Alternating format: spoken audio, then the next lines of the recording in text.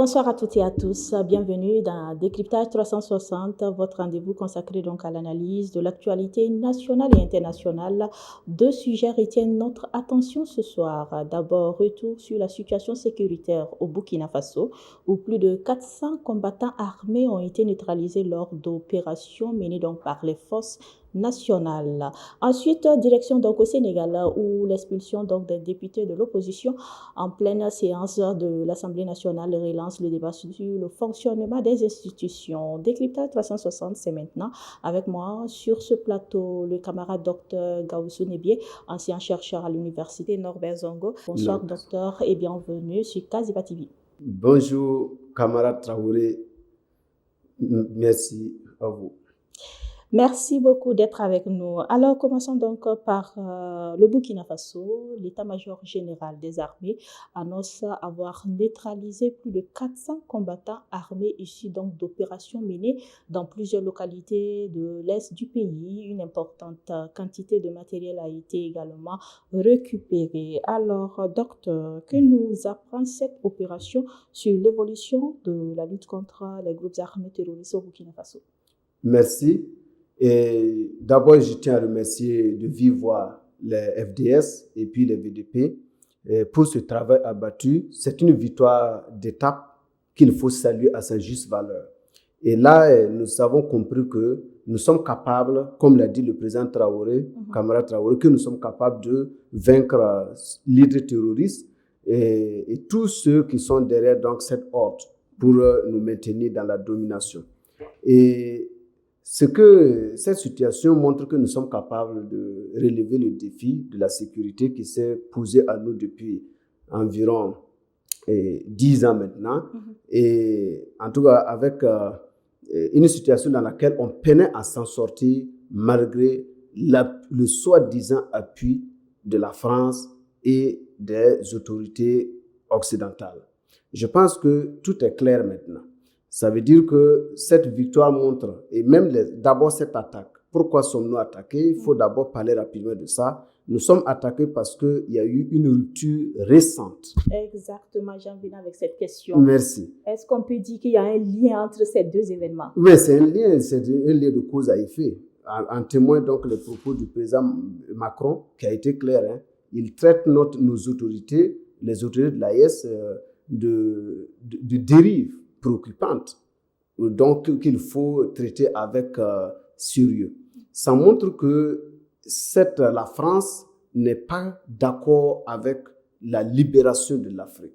La lutte de libération n'a jamais été acceptée. Aucun peuple ne va se lever pour sortir de cette domination. Parce que la stratégie qu'on nous impose aujourd'hui pour nous maintenir dans la domination, tout le monde est d'accord que c'est le terrorisme. C'est ça. Et là, si vous voulez rompre, ça veut dire que c'est l'épée de Damoclès qu'on a trouvé. Le moyen le plus sûr pour vous maintenir. Si vous faites, on vous envoie on recrute des individus, la France ne va pas vous attaquer, on recrutera toujours des individus, des Africains, ce qui est malheureux, pour venir remettre en cause votre marche, pour vous menacer.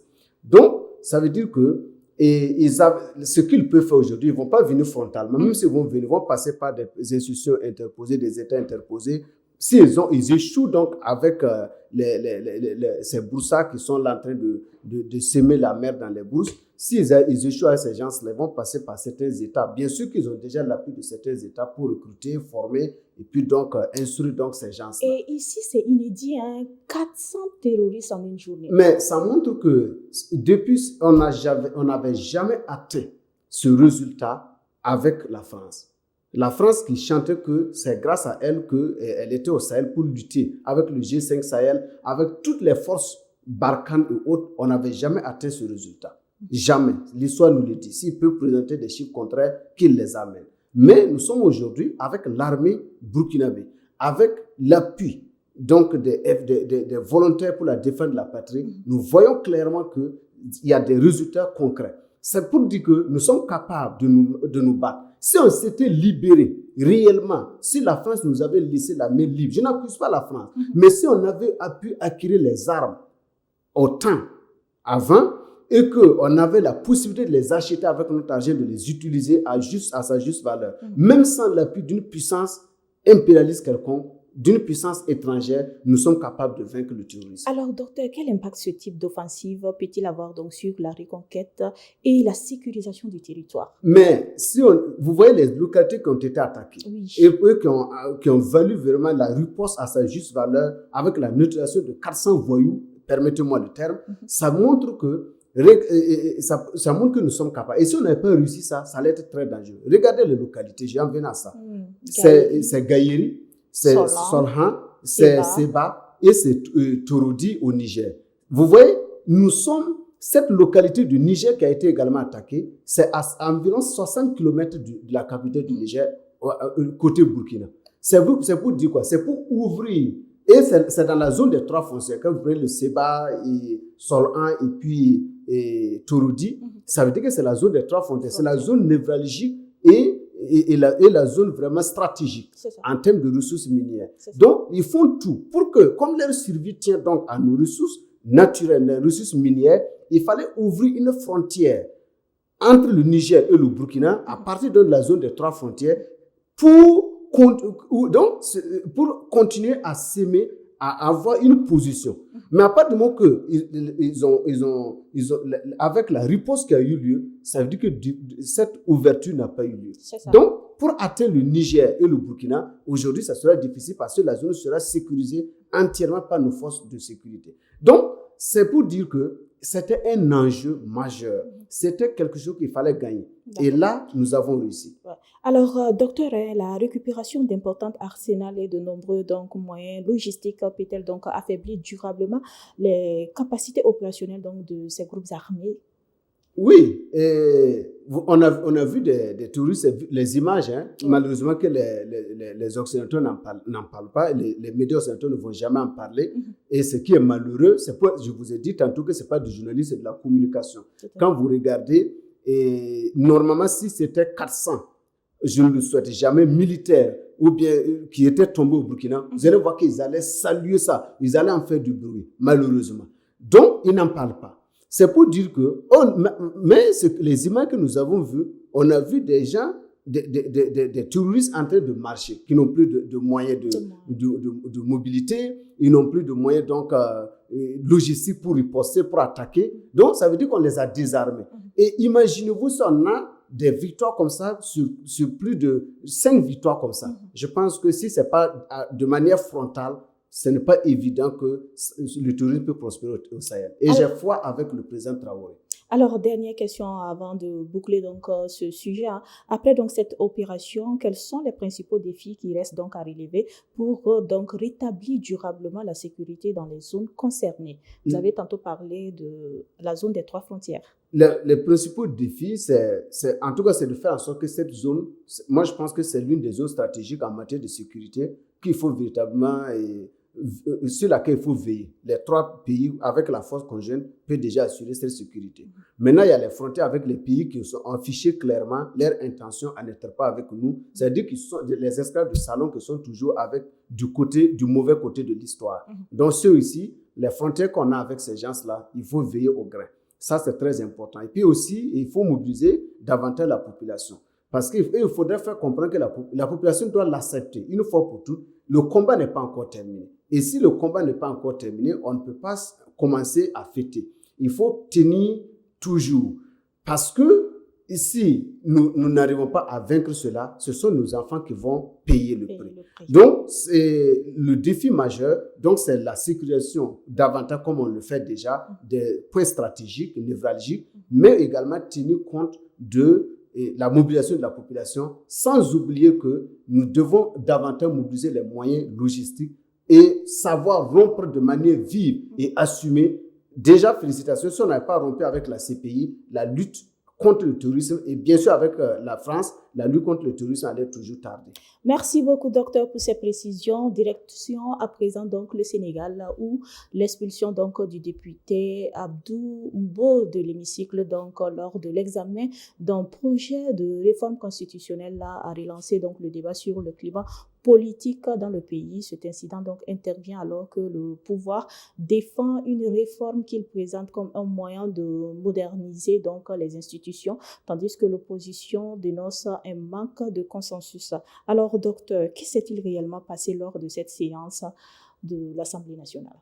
Bon, et je pense que on sait qu'il y avait depuis longtemps un divorce au sommet de l'État sénégalais qu'on tentait de masquer, mais ça ne pouvait pas continuer longtemps. Et au regard, on a vu un exemple concret, et la manifestation concrète de ce divorce-là est que le Premier ministre Sonko Ousmane a été limogé et que l'autre également, mais il est reparti à l'Assemblée, prend son poste de président de l'Assemblée nationale.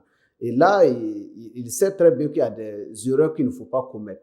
Les erreurs, c'était la révision. L'enjeu, c'était d'abord de réviser la Constitution pour réduire au maximum les pouvoirs du chef de l'État, bien sûr, de Diomaye Faye et tout président qui va venir au futur.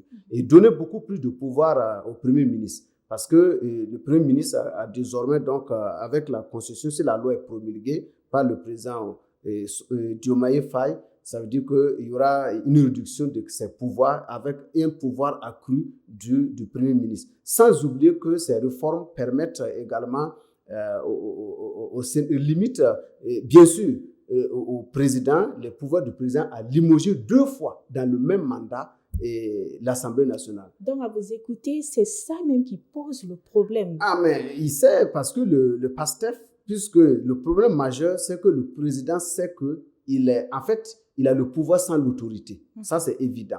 Et puis, sa légitimité en jeu. Et qu'est-ce qui prouve qu'en 2029, il n'est pas, puisqu'il est suspendu, il n'a pas les pieds sur terre, au regard du fait que le pouvoir, le parti politique qui lui a permis d'être au pouvoir aujourd'hui, il n'est plus totalement en phase avec lui. Et sans oublier que c'est vrai qu'il tente une infiltration en gardant quelques ministres du PASTEF toujours dans son régime, mais il n'a pas le contrôle du parti et il est en train de perdre le contrôle de l'Assemblée. Et bien sûr, on a 130 députés du PASTEF sur 165, si je ne m'abuse, oui, 130 sur 165 députés du PASTEF à l'Assemblée. Donc, ça veut dire qu'il n'a contrôlé, bien sûr, pas celui avec qui il se battait. Donc, du coup, il perd.